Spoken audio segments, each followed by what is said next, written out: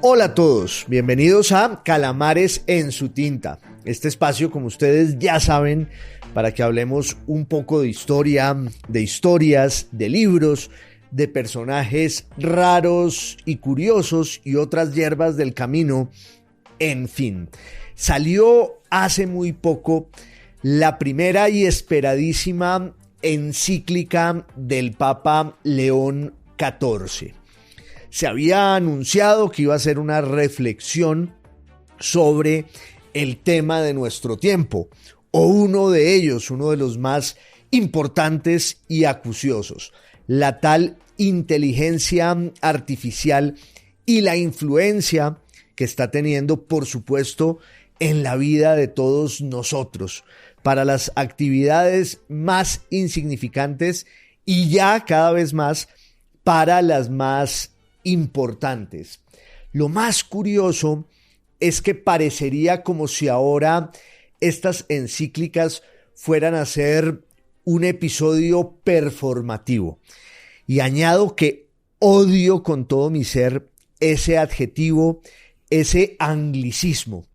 Odio que aparezca en cualquier texto, en cualquier conversación, la palabra performativo, que se refiere un poco a la actuación y sobre todo a la sobreactuación. Pero yo creo que el mundo que nos ha tocado vivir es muy performativo, porque como todos nos sentimos protagonistas de todo, al estar en las redes sociales y al sentir que estamos hablándoles siempre a nuestras audiencias, entonces todo lo que hacemos se ha vuelto un ritual performativo. El que corre una media maratón, el que va a un restaurante y tiene que tomarse una foto con el plato que está pidiendo. Ahora resulta que es muy chic y muy pomposo y muy glamuroso leer encíclicas, algo que no hacía nunca casi nadie, pues salvo los pastores de la iglesia, los prelados, algunos teólogos, algunos filósofos, cuando la encíclica tenía una cierta enjundia intelectual que por lo general suelen tenerla. Pues hoy en esta salida vamos a hacer una especie de barrido de la historia contemporánea, una historia del siglo XX y lo que va corrido del siglo XXI, de salto en salto a trompicones, de encíclica en encíclica, por lo menos las más importantes.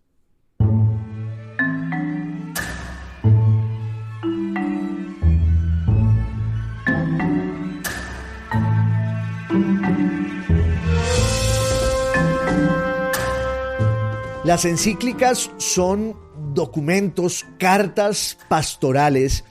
que tienen pues una larguísima historia dentro del cristianismo y por supuesto dentro del catolicismo, que es el escenario en el que ese nombre se volvió más célebre e importante, y se remontan a los orígenes de la iglesia cristiana. La sola palabra griega o de origen griego encíclica, que ustedes ven que tiene un parentesco con la enciclopedia, porque la idea es un poco la misma, pues es el de o la idea de un documento que empieza a circular, que va en círculo, en ciclos, que va pasando de mano en mano. Antes, esas cartas, esos documentos, pues tenían un propósito administrativo, pastoral, cerrado, a veces teológico, pero en el siglo XVIII, un papa, Benedicto XIV, les empezó a dar otros alcances y otro propósito, como si las encíclicas se hubieran vuelto uno de los escenarios, uno de los espacios principales para que los pontífices les hablaran tanto a los sacerdotes, a la comunidad eclesiástica, como a los fieles, al rebaño, a la grey. De ahí viene, entre otras cosas, ese adjetivo que sí me gusta mucho, que es gregario, el que va ahí como un borrego detrás de alguna directriz de quien conduce la manada. Así que desde el siglo XVIII las encíclicas se vuelven un instrumento pastoral y teológico muy importante, sobre todo en el ámbito de la Iglesia católica. No vamos a agotar aquí, en esta salida de Calamares en su tinta, pues todas las encíclicas, porque muchas son crípticas, inaccesibles, algunas de ellas pues son bastante coyunturales y ocasionales, y una historia de nuestro mundo a partir de las encíclicas, todas ellas, sería muy agotador y dispendioso. Pero sí podemos centrarnos en algunos hitos que se revelen en esos documentos pontificios, a través de cuyas grietas sí podemos asomarnos a lo que estaba pasando en ese momento, porque hay encíclicas que se han vuelto muy importantes. Yo creo que esta de la humanidad magnífica del Papa León XIV va camino a convertirse en una de esas encíclicas emblemáticas que marcan una época y que están en el centro de una discusión. Fíjense ustedes que llevamos varios días con gente en muchas partes, en las redes sociales, en Instagram, en TikTok, en lo que antes se llamaba Twitter, y yo no me bajo de ese nombre por ningún motivo. Mucha gente hablando de un documento pues que tiene una cierta profundidad intelectual, por supuesto teológica, literaria, histórica, porque además ahí los papas o quienes los asesoran en la confección de ese texto pues ponen las cartas sobre la mesa y también van lanzando guiños en lo que tiene que ver con sus preferencias teológicas, con sus preferencias estéticas y literarias. De manera que sí hay una serie de encíclicas muy importantes que podrían ser un referente para narrar la historia del mundo contemporáneo. Yo creo que una de las encíclicas más célebres y famosas, una de la que seguimos hablando todavía hoy y que marcó un derrotero y que mucho tiene que ver, entre otras cosas, con la opción del nombre del Papa actual, de León XIV, es la que escribió a finales del siglo XIX el Papa León XIII. Fíjense ustedes que ahí hay como un guiño del Papa actual con respecto a la sucesión pontificia. Esa es una especie de privilegio simbólico que tienen los papas de escoger el nombre con el cual van a actuar, con ese nuevo destino, con ese nuevo encargo que les ha dado la Iglesia, o dirán otros que les ha dado el Espíritu Santo, y otros hablarán también de la fortuna, del azar, lo que ustedes quieran. A finales del siglo XIX, el Papa León XIII escribió, tal vez en 1891, si mi memoria no me falla, una encíclica que se llama Rerum Novarum, de las cosas nuevas. Por lo general, las encíclicas terminan teniendo como título la primera frase, el detonante retórico con el que su texto se abre, lo que en latín se llama el incipit, la frase de salida de un texto que ahondará en muchas cuestiones, aunque por lo general también hay una cuestión principal que es la que va determinando la andadura de ese texto, que el Papa lanza como una botella de náufrago para que llegue a la comunidad eclesiástica y para que llegue a todos los fieles, y ya ahora para que llegue a todo el mundo, aunque esa es una tradición también bastante larga, la aspiración ecuménica de escribir una encíclica que sea un texto que puedan leer también los que no pertenecen al catolicismo, los que no están en la Iglesia. Lo cierto es que el Papa León XIII, que se llamaba Gioacchino Vincenzo Raffaele Luigi Pecce, y aquí me siento como el inolvidable Marcelo Araujo, ¿se acuerdan ustedes de él? Un grandísimo narrador del fútbol argentino, que tenía una costumbre bellísima en sus narraciones inolvidables. Murió hace poco el gran Marcelo Araujo, para mí un gigante de la narración deportiva en América Latina, y él tenía una costumbre, entre muchas, de esos gestos retóricos con los que narraba cada partido de la selección argentina o del torneo de ese país. Él tenía un rasgo que nos fascinaba a quienes lo descubrimos gracias a la parabólica por allá en los años 90,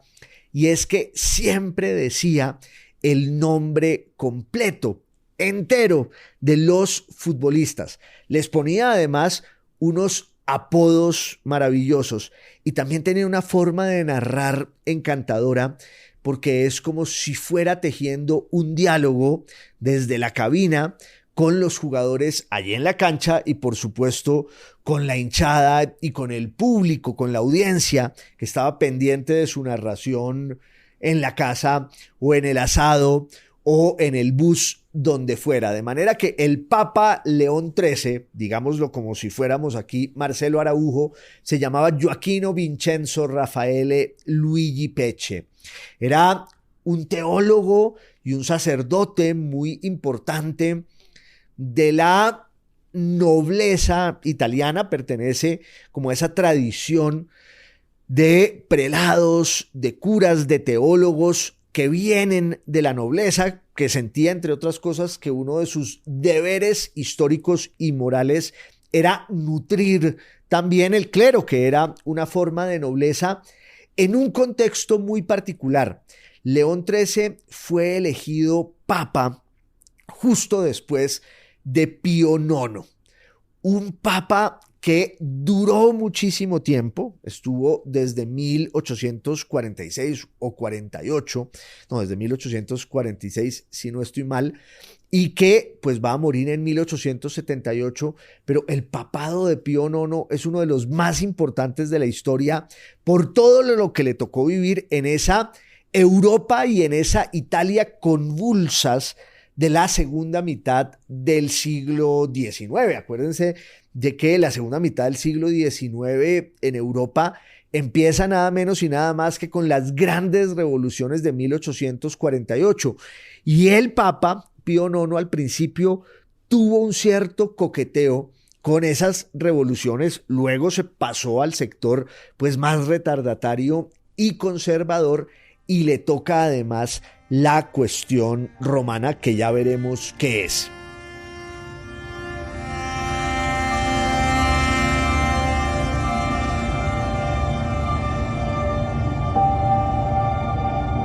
Lo que luego se va a llamar en realidad la cuestión romana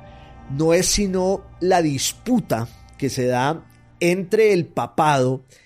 y el Estado italiano. Yo muchas veces en estas salidas de Calamares en su tinta, y hablando a propósito de una gran cantidad de temas, he hablado del proceso de la unificación italiana,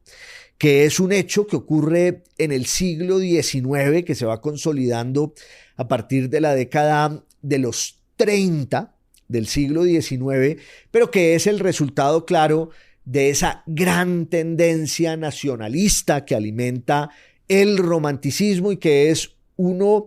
de los rasgos característicos de la historia europea del siglo XIX, en un contexto muy claro, y es que Italia no existía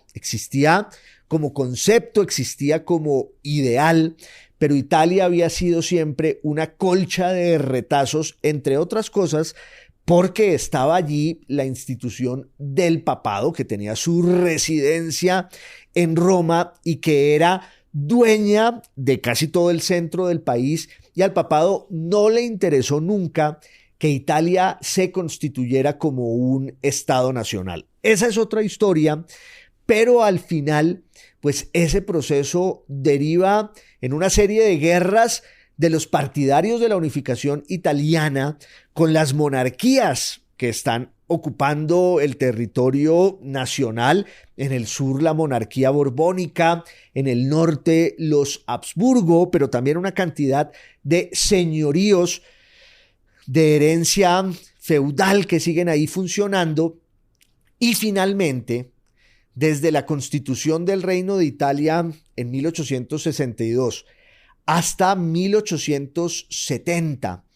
cuando los ejércitos de Italia entran a Roma, el Papa queda cautivo en esa ciudad y queda un poco como un prisionero muy ilustre que sigue teniendo una influencia universal en lo que tiene que ver pues con su poder como heredero de San Pedro y como representante de Dios en la tierra, que es un poco la doctrina y el mito que sostienen la autoridad del pontífice, que también es un concepto que ha cambiado muchísimo. Pero entonces Pío IX está desde 1870 hasta 1878 ahí encerrado en Roma, no quiere tener ningún trato con la monarquía italiana que se ha consolidado y que además ha tomado posesión de la capital del territorio italiano, que tenía claro un valor simbólico. Entonces, a partir de 1870, la capital del Reino de Italia deja de ser Torino, donde se había firmado la Constitución y donde se había constituido el Reino de Italia, y se vuelve Roma. Y el Papa es marginado, no quiere entregar su territorio, no quiere entregar la soberanía, no quiere entregar el poder. Estoy hablando de Pío IX, que muere en 1878, año en el cual es elegido León XIII. Y él se vuelve pues un papa tan importante como su antecesor, con unos ciertos matices, con unos giros y un acento nuevos. ¿Por qué? Porque León XIII pues va a seguir en esta lucha política entre el pontificado y el Reino de Italia,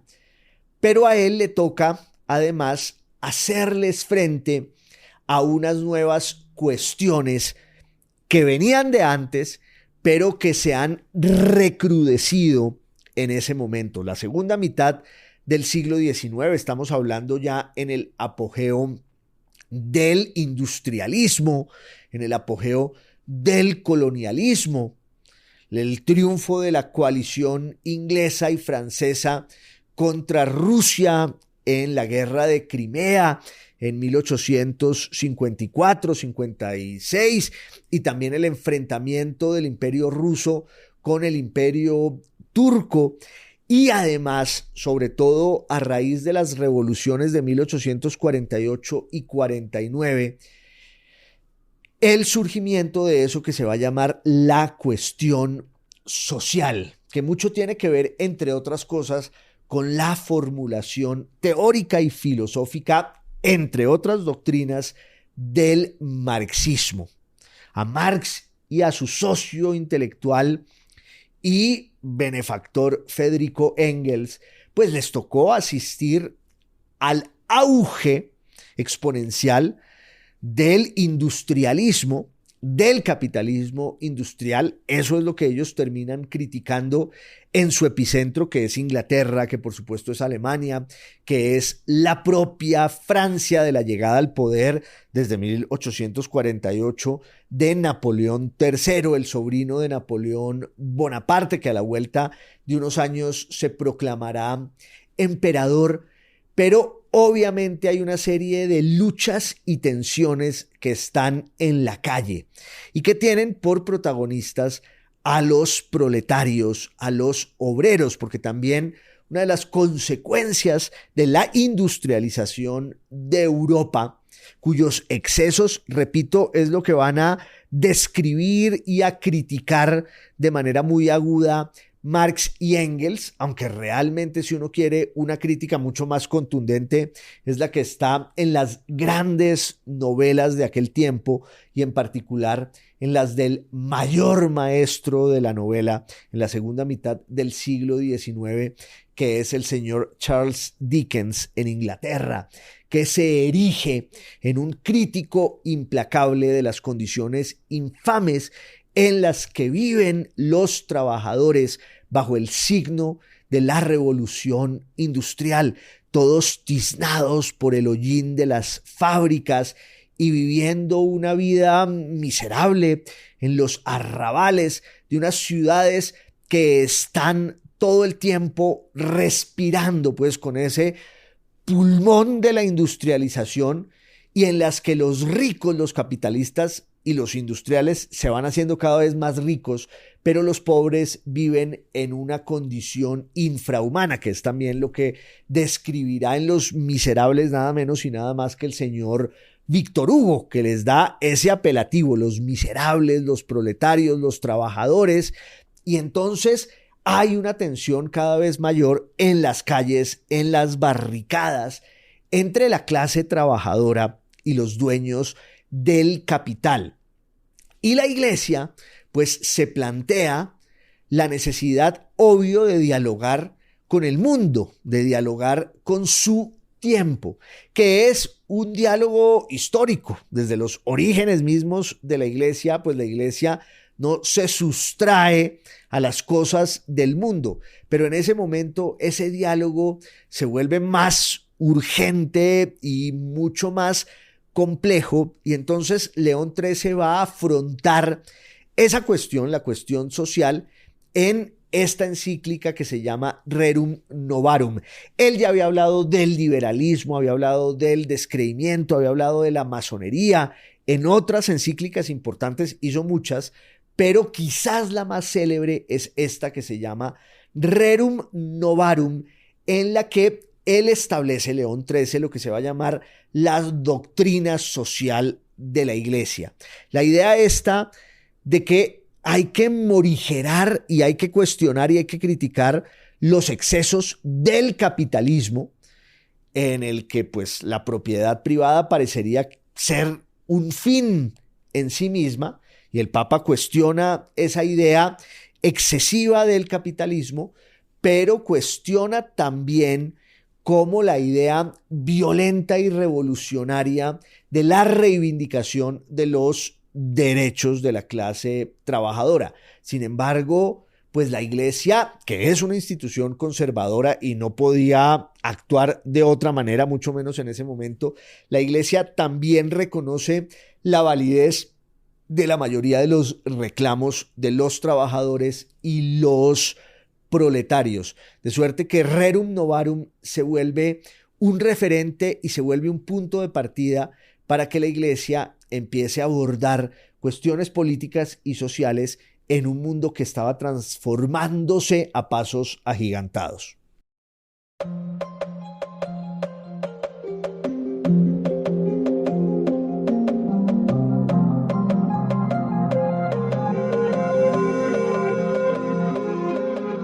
Claro, pero entonces viene el siglo XX con su ritmo arrollador, que es obviamente el siglo en el que esa especie de sueño y utopía del industrialismo de la segunda mitad del siglo XIX se van a cumplir a plenitud. Por supuesto que el tiempo es muchas veces, o muchas veces no, siempre el tiempo es una ficción, y no vamos a entrar en esa discusión filosófica en la que tantos autores tan brillantes han intervenido. Pero cuando pensamos en el tiempo de la historia, nos estamos moviendo con la ilusión de que ese tiempo marca el ritmo de la historia. Entonces tenemos la superstición esa del cambio del siglo. Claro, se acaba el siglo XIX, viene el siglo XX, y mucha gente, porque asiste a esa especie de aceleración del ritmo de la historia y la sensación de que todo está cambiando y que la industria ha transformado a la sociedad y que el hombre va a estar a merced de la máquina, el ser humano va a estar a merced de la máquina y de la industria, pues el siglo XX implica ya una sensación y una reflexión muy distintas con respecto a esa historia que se está abriendo paso allí. A un nuevo papa, que es Pío X le toca oficiar un poco esa transición porque León XIII murió en 1903 y quien lo va a reemplazar es el Papa Pío X, que va a estar entre 1903 y 1914, que es cuando llega su sucesor, que se llama Benedicto XV, que va a estar entre 1914 y 1922. Pero claro,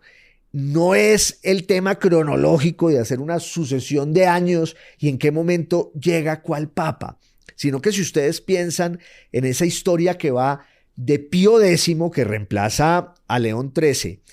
a Benedicto XV, pues estamos ya asistiendo a la gran transformación histórica de Europa y del mundo, y esa es una consecuencia de la revolución industrial con todas sus tensiones, con todos sus conflictos, que fue el tema del que habló el Papa León XIII en Rerum Novarum. Asistimos, entre otras cosas, a esa Europa que vive el gran esplendor del arte y la cultura en la década del 10 y en 1914, en el verano de ese año atronador, pues se da el estallido de lo que luego se llamará la Primera Guerra Mundial, que muchos empezarán a llamar mientras va ocurriendo la Gran Guerra. Desde junio y julio y agosto de 1914, la guerra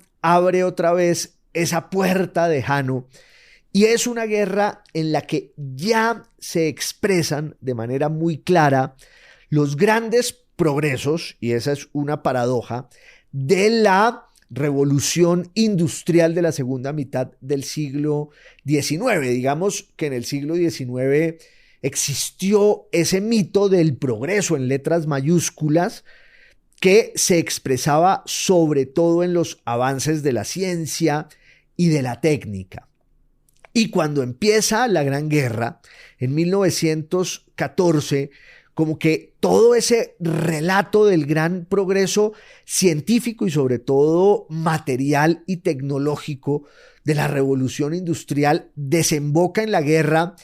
y la materia, la técnica, el progreso, como mito en letras mayúsculas, se ponen al servicio de la guerra, de la destrucción, de la obsesión de los imperios por imponer su visión del mundo, que eso es lo que pasa siempre en las guerras. Hemos hablado otras veces aquí en estas salidas de qué fue lo que ocurrió al final para que se diera ese abismo tenebroso de la Gran Guerra, de la Primera Guerra Mundial, pero a quien le toca vivir esa guerra es al Papa Benedicto XV, y él hace una encíclica entre muchas a finales de 1914, que es entre otras una especie de acto clarividente y anticipatorio que se llama Ad Beatissimi Apostolorum, que es una reflexión sobre cómo se compaginan de manera tan dramática el progreso industrial, material, científico y técnico con la guerra. Entonces el Papa Benedicto XV dice allí, a finales de 1914, cuando la guerra apenas ha empezado, él dice: esta será una guerra devastadora con respecto a las anteriores que han sacudido y martirizado a la especie humana. Esta será una guerra devastadora porque ahora los grandes imperios que están llegando allí al campo de batalla, pues tienen tal poder económico, industrial, pero sobre todo tienen tal poder material que pues esta guerra va a significar un nuevo capítulo en la historia de la humanidad. Tenía toda la razón el Papa Benedicto XV, digámosle como Marcelo Araujo, Giacomo de la Chiesa, que hace esta encíclica que, como les digo, pues tiene que ver con una reflexión sobre cómo el progreso material iba a ponerse, como pasó siempre, al servicio de la guerra, solo que este era un progreso material exponencial. Quien reemplaza al Papa Benedicto XV cuando se ha acabado la guerra, en otro año agorero, que es 1922, digamos que a Benedicto XV le toca el año 18, que es el fin de la guerra, 4 años atroces, devastadores, muere en 1922 y ahí llega otro de esos grandes teólogos y prelados de la tradición italiana, que es Ambrogio Damiano Achille Errati, que va a ser elegido en 1922 y que es el Papa Pío XI. Él va a ser Papa entre 1922 y 1939. Pero fíjense ustedes en esa especie de condición simbólica y agorera de esos años. Al Papa Pío XI lo eligen en 1922, que es el mismo año en el que Mussolini llega al poder. Y entonces él va a atravesar esa tumultuosa década de los años 20 y no nos olvidemos de que la Iglesia no tenía ninguna relación con el Estado italiano, con el Reino de Italia, que se había arrodillado, que se había postrado en octubre de 1922 a Mussolini, le había entregado el poder al partido fascista y ahí empieza la dictadura del fascismo y la Iglesia empieza a ver con mucho recelo lo que está pasando con el fascismo, sobre todo en lo que tiene que ver con su relación con los católicos. Esa relación se va a resolver cuando se resuelva la cuestión romana con los pactos de Letrán en 1929. ¿Qué fueron los pactos de Letrán? Pues un acuerdo, un concordato entre el Reino de Italia y la Iglesia Católica. En esos acuerdos la Iglesia Católica, en cabeza de Pío XI, va a renunciar a todo su poder político y territorial, el de los estados pontificios. Se va a crear el Estado del Vaticano, uno de los estados a la vez más pequeños y más poderosos de la tierra. El Papa concede con esa renuncia territorial, pero empieza una nueva etapa política del papado.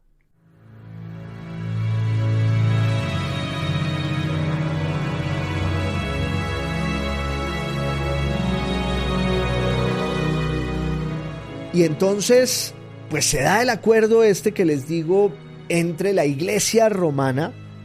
y el Estado de Italia. Ahí se zanja la disputa que venía desde 1870, en ese concordato de 1929, pero el fascismo sigue maltratando a los católicos, sigue interviniendo en las cuestiones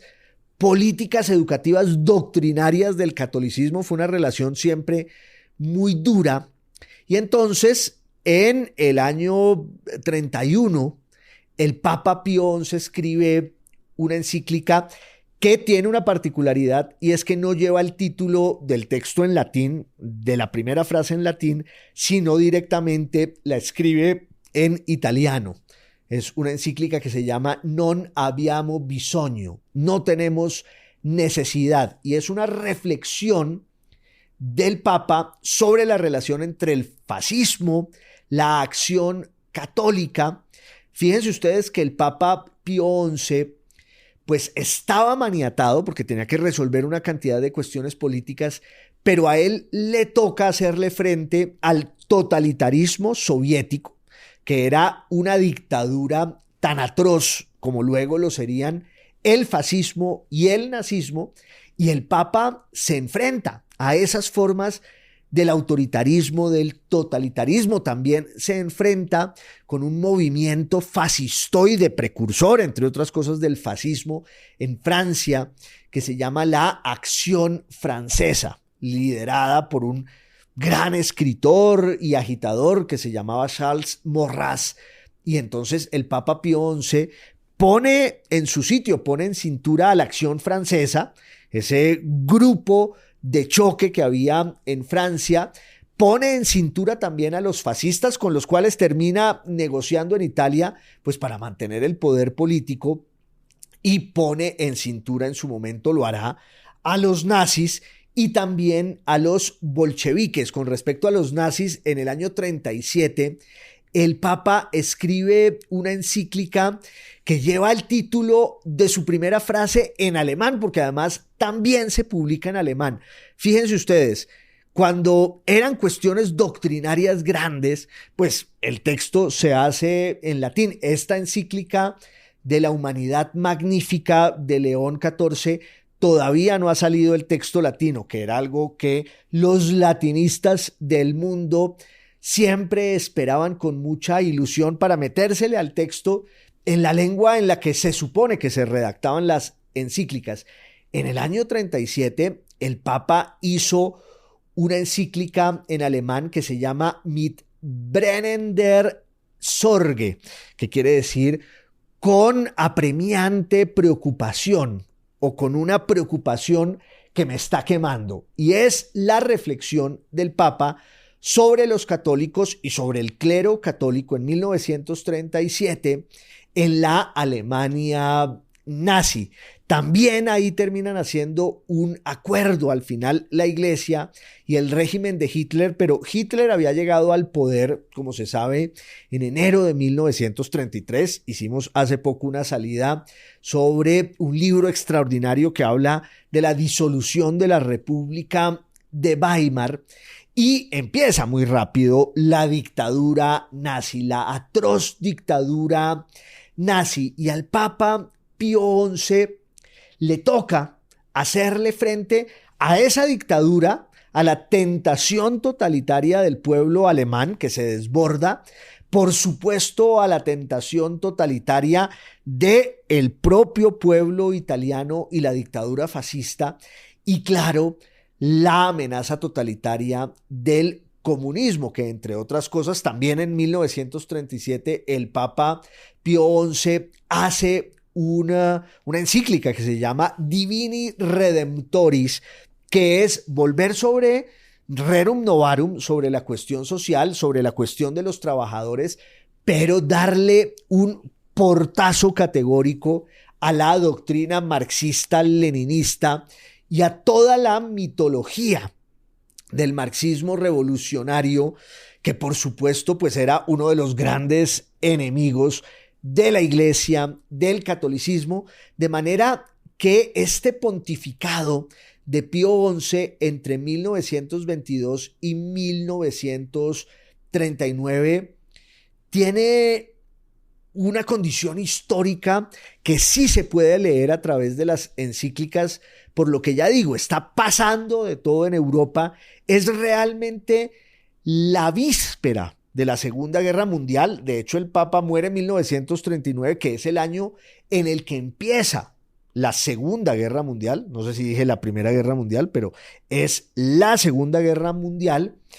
Y entonces a este Papa Pío XI le toca enfrentar el gran desafío de ese mundo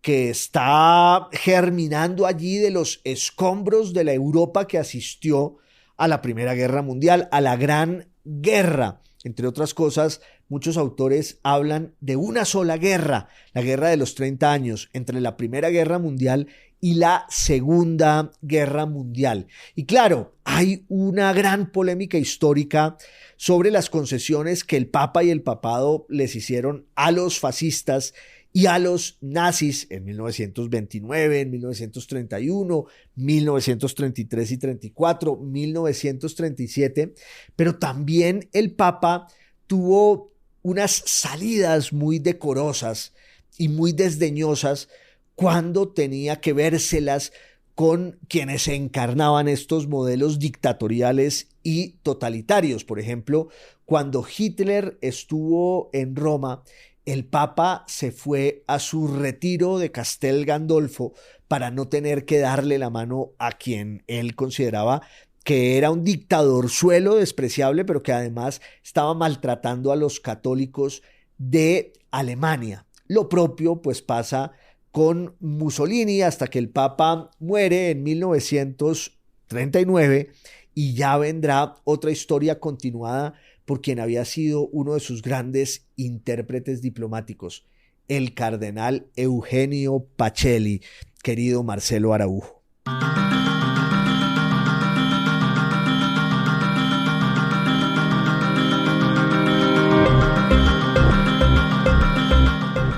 Eugenio María Giuseppe Giovanni Pacelli, el cardenal Pacelli, conocido como Pío XII, papa entre 1939 y 1958, pues también dejó unas encíclicas importantes en el ámbito teológico, en el ámbito pastoral, que tenían que ver con su devoción mariana, una que se llama Humani Generis, que tiene que ver con unas herejías que estaban surgiendo ahí en el seno del catolicismo, pero es sobre todo un papa político y diplomático como el que más, al que le toca atravesar toda la Segunda Guerra Mundial, y a diferencia de Pío XI, que tuvo un poco más de valor civil, digámoslo así, al enfrentar al fascismo, al nazismo, al comunismo, hizo una serie de declaraciones Pío XI sobre lo que significaba el antisemitismo, un rechazo categórico. Muchos historiadores desestiman como esos gestos del Papa Pío XI, pero su sucesor, que había sido su gran operador diplomático, el cardenal Eugenio Pacelli, que llega a ser papa en 1939 con el nombre de Pío XII, a él sí le toca actuar en la diplomacia pues mucho más, y tuvo una actitud que muchos consideran contemporizadora y condescendiente y hasta cómplice con el nazismo, con Hitler, con el fascismo. Ustedes saben que el Papa Francisco abrió los archivos del Vaticano para estudiar mejor la figura de Pío XII y también para entender mejor su actuación política y su relación con estos regímenes totalitarios. Se han hecho investigaciones, se han expurgado esos archivos abiertos y las conclusiones pues son muy polémicas como siempre en la historia. Hay quienes lo reivindican y matizan sus deslices, hay quienes lo critican y lo censuran con mucha dureza, pero después de Pío XII pues viene Juan XXIII en 1958 a 1963, y a él ya le toca el mundo de la Guerra Fría